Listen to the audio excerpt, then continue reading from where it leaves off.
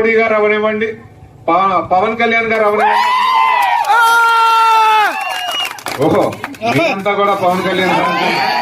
Okay, నేను కూడా పవన్ కళ్యాణ్ ఫ్యానే. మీకు తెలుసో తెలియదో, నేను పవన్ కళ్యాణ్ గారికి వీరాభిమానిని.